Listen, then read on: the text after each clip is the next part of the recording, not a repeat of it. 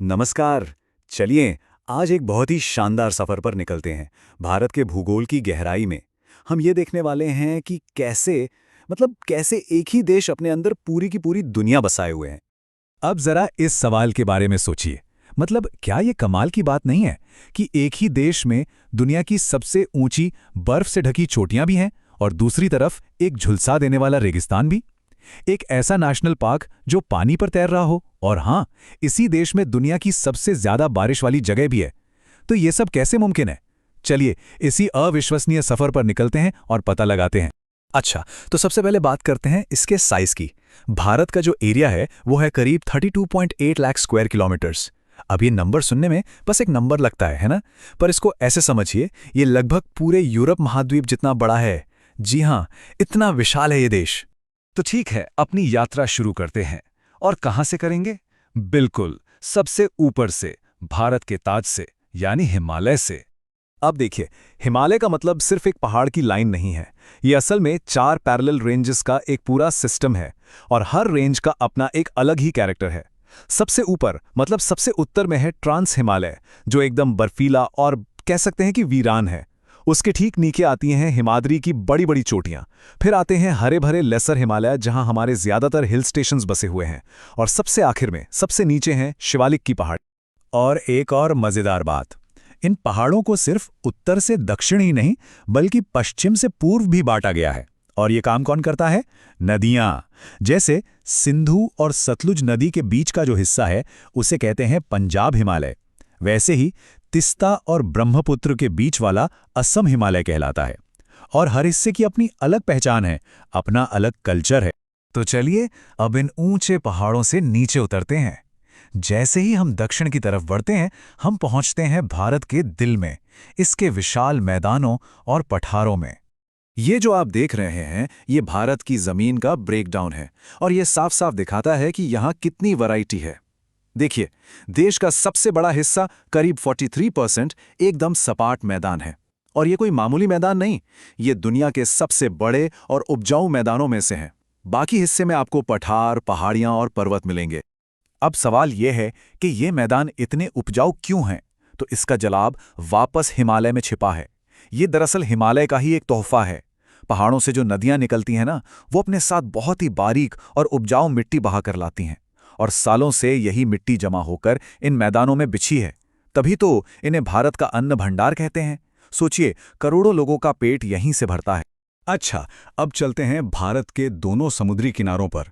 यहाँ 2 बिल्कुल अलग अलग तरह की पर्वत श्रृंखलाएं हैं। पश्चिम में हैं वेस्टर्न घाट्स, जिन्हें सह्याद्री भी कहते हैं। ये एक लंबी, ऊंची और बिना टूटी हुई दीवार की तरह खड़े हैं, इतने खास कि ये यूनेस्को वर्ल्ड हेरिटेज साइट भी हैं। वहीं दूसरी तरफ पूर्वी घाट हैं, जो काफी कटे फटे और टूटे फूटे हैं। क्यों? क्योंकि बड़ी बड़ी नदियों ने इन्हें बीच बीच में से काट दिया है।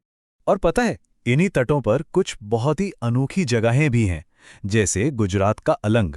इसे एक नाम दिया गया है, जहाजों का कब्रिस्तान। सुनने में अजीब लगता है ना? पर यह दुनिया का सबसे बड़ा शिप ब्रेकिंग यार्ड है, जहां दुनिया भर के बड़े बड़े जहाज तोड़े जाने के लिए आते हैं। लेकिन ये पहाड़, ये मैदान, ये तट, ये सब कुछ एक चीज के बिना अधूरा है। एक ऐसी ताकत जो भारत में जीवन का पूरा खेल तय करती है, और वो है मानसून। मॉनसून, ये शब्द आया है अरबी के मौसम से, जिसका मतलब होता है सीजन या मौसम।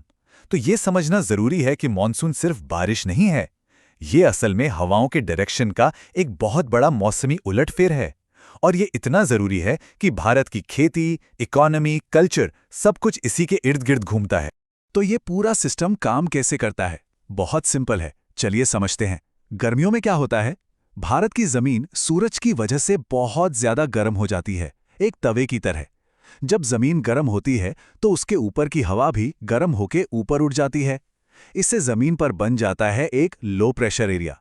ठीक उसी वक्त पास का समुद्र ठंडा रहता है, तो वहां होता है हाई प्रेशर। अब हवा हमेशा हाई प्रेशर से लो प्रेशर की तरफ भागती है ना? तो समुद्र से नमी वाली ठंडी हवाएं जमीन की तरफ दौड़ पड़ती हैं, और बस यही हवाएं अपने साथ लाती है बारिश। इसी को हम मानसून कहते हैं।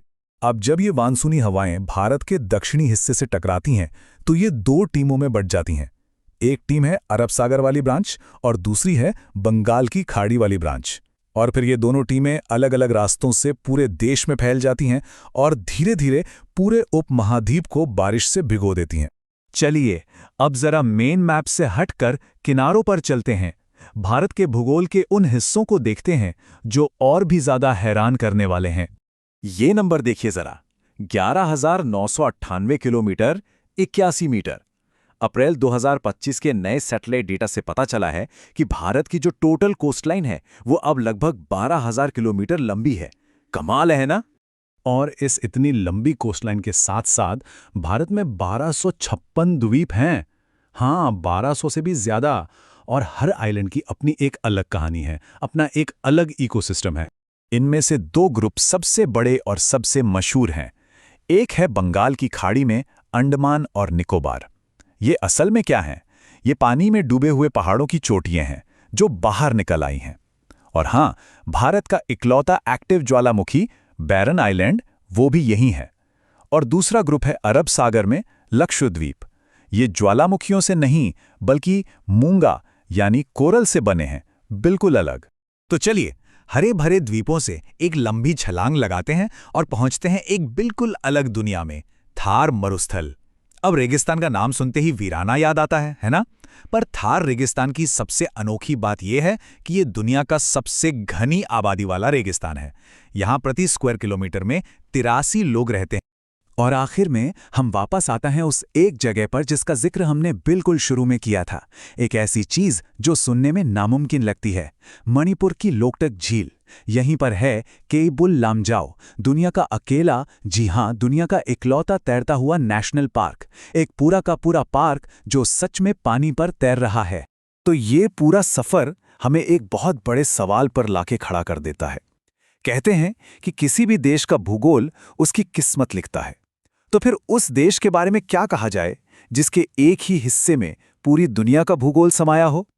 शायद यही वजह है, यही भौगोलिक विविधता ही भारत की इतनी जबरदस्त सांस्कृतिक और जैविक विविधता का राज है।